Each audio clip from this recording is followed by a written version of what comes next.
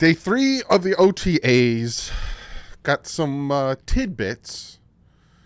Some things we need to unfortunately talk about. And yeah, I'm going to talk about that giveaway I talked about in the shorts. So let's jump into this.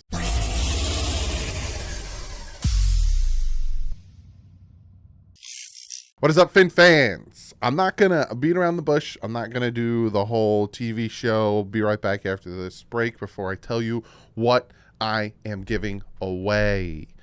My man, John, I don't want to butcher your name, Fiorino?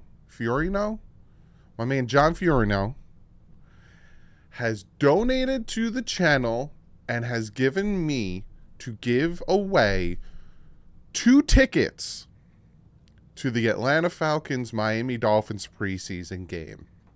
Now, I don't live in Florida, and I'm going to, it costs a lot for me to constantly fly back and forth. That's why, for me, it's either I go to an actual game or I go to training camp. I can't really do both because I got to fly there. I got to stay at a hotel. I got to rent a car. I got to do this. I got to fly home. It's a lot of money, right?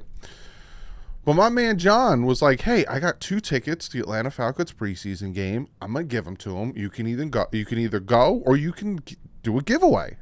And I'm going to do a giveaway because John is amazing. And I now have 2 tickets to the Dolphins Atlanta Falcons preseason game. And I'm going to be giving them away. When? I haven't decided yet, but I just want to let you guys know that there will be a giveaway for the August 11th game. Dolphins hosting the Atlanta Falcons preseason game. I got 2 tickets. So I want to thank John for that. And that's the big news for the giveaway. One of you guys told me that I could do a Google Docs sign up sheet.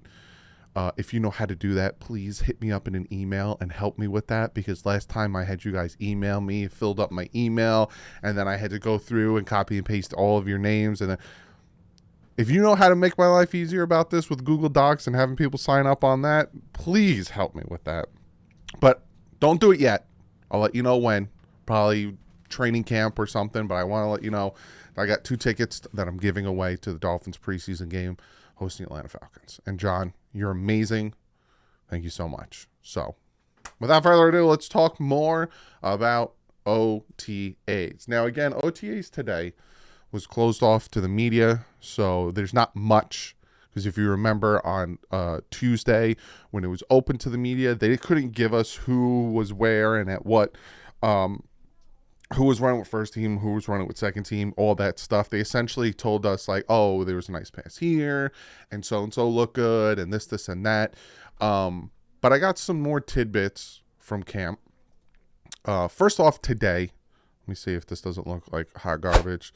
It kind of does. I do apologize for this. Savon Ahmed was rocking the orange jersey today at practice. Probably had a good day the other day. But again, without pads on, you can be a fantastic running back. But I heard some good things, and that's what we'll get to with Barry Jackson's article. First and foremost, what he's hearing, what I'm hearing from people who were there and all that good stuff is the Dolphins have speed.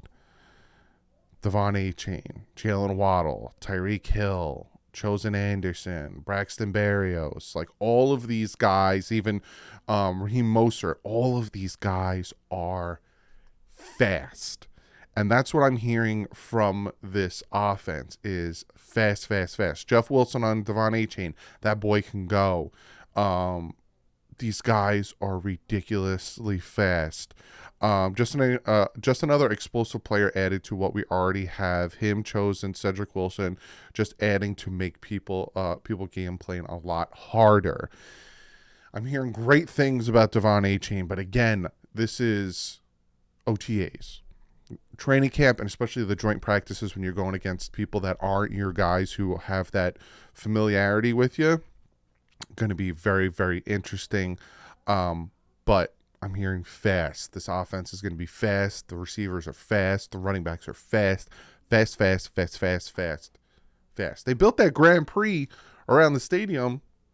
It seems like that our receivers and running backs are just running around that, racing race cars. The other thing, Waddle, if you guys know, during OTAs the other day, he met with the media and he said, you know, he's going to get better, he's going to get bigger, he needs to improve. And one of the things he said that really resonated with me was, I feel like I was up and down last year. The goal now is to stay consistent each and every week, because one week he had 7 drops, the other week he did better, and then here and there, so he got better. But there was a quote he said that I find interesting, and some people find it interesting in a different way. He said, last year I feel like we were learning. Now we kind of know the details, and we know what he's looking for, what Tua's looking for. So getting to the spot, beating man coverage, things like that. So it's just more knowledge of the offense. And some people, again, are picking the point where he says, so getting to the spot and harping on, now all of a sudden Tua is a spot thrower, right? Now that's the big knock. Tua is a spot thrower. He throws it there regardless if you're there or not, which I disagree with. But that's how it is in the NFL. That's how it is. Quarterbacks do that. If you're running a post route, the quarterback expects you to be at a certain spot at a certain time. And he's going to throw you open, essentially throw to the spot and throw you open. And like what Jalen Waddle is saying, so getting to the spot, beating man coverage. A lot of times what the Chargers did was they pressed man and they jammed you, and our receivers had a hard time getting off of man coverage and getting to where they needed to be, getting their routes. And it disrupted the timing of the plays. But all of a sudden, now Tua is a spot thrower, and this is a bad thing. And some people are taking what he said as a bad thing, so getting to the spots. You say that about every quarterback in the NFL, because that's how it works. If you're running a comeback, the quarterback's not gonna sit there and wait for you to turn and face. Right? He's not going to wait for you to turn around and then go like this and then throw you the ball. He's going to throw the ball to where you're going to be. Same thing with the post route. If you're running a post route, as soon as you hit that shoulder, he's going to throw it to where you're going to be, the spot, so you can continue running and get the yak.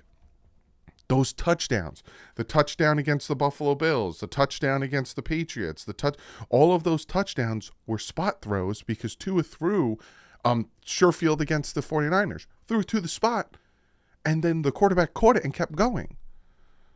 So getting to the spot is not a bad thing. I don't understand why people are taking this as a bad thing and saying, oh, see, Tua's a spot thrower. Every quarterback's a spot thrower. If you're accurate, you're a spot thrower.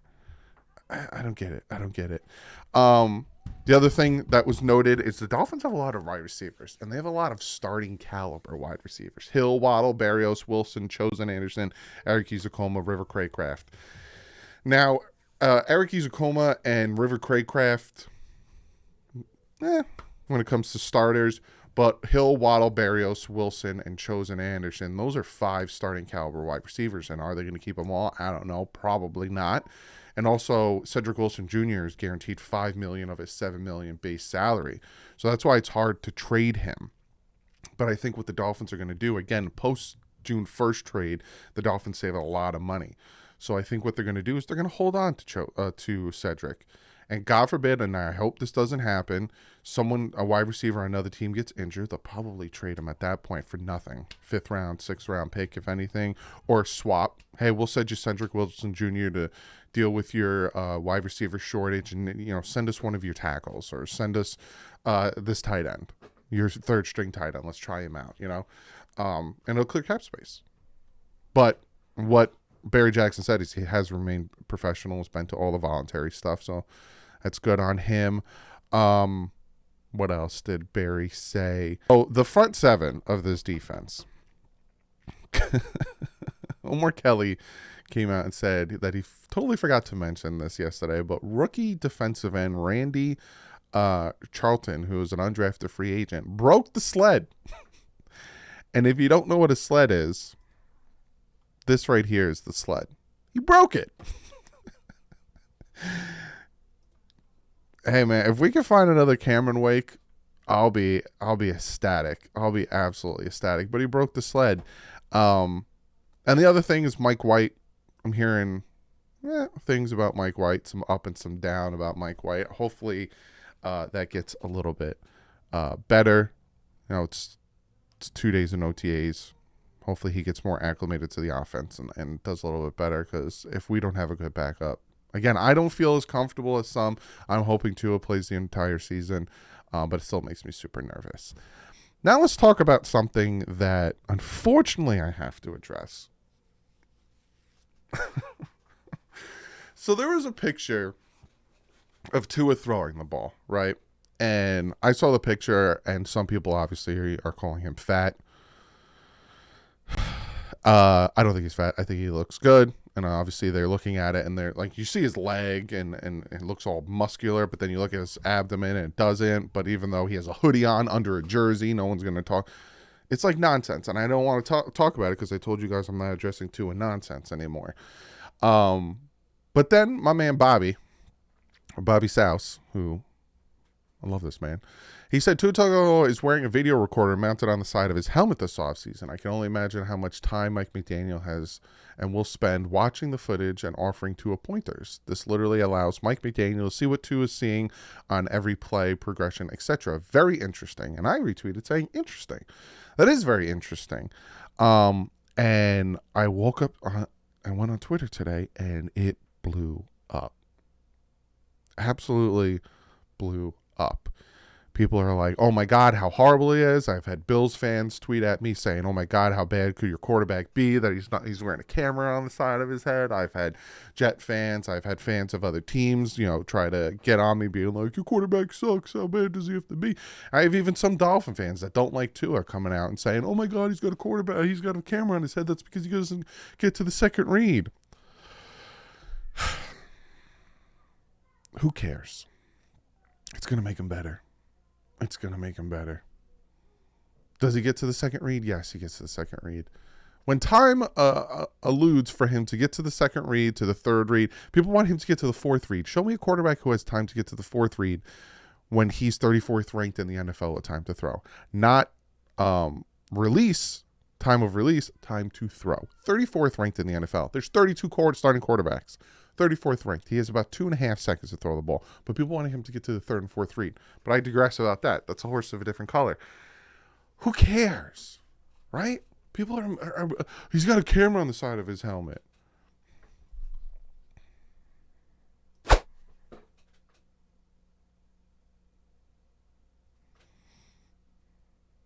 They don't trust him. He's not good. How bad could you be that your head coach has to put a camera on the side of your helmet? It's something we have done before, so we'll take a look at it and see how effective it is or what we can get out of it, Belichick said Sunday. I'm not sure exactly how effective that will or won't be, but it's something we've tried that's a little bit new. We'll see how it goes. Tom Brady did it. It's not new. It's nothing that says how good or bad Tua Tagovailoa is. It's nonsense. And unfortunately, it got so big that I had to address it. And I had to talk about how nonsense it is. How it's a nothing burger. How it means nothing. If it's going to make Tua better, good. I'm happy. But does it mean Tua is bad? Does it mean Tua is a one-read quarterback? Does it mean anything that some of these people are saying? Some of the, again, Bills fans, Jet fans, I've had no, not at all. Because if that's the case, then Tom Brady is the same way. If that's the case, Peyton Manning did it. There's so many other quarterbacks that have done it. This is nothing new. It's to help train them. You do it during training camp. You do it during OTAs. Let me see what you're seeing. Try this. Try that. I like that you went there. I wasn't expecting you to go there at that point. It could be a good thing. It could show. It could be like Mike McDaniel's showing Tua. Look, man, you went here, and then you went here. I didn't expect you to go here, and look at that. You made the right read. Good job there. It's not always a bad thing.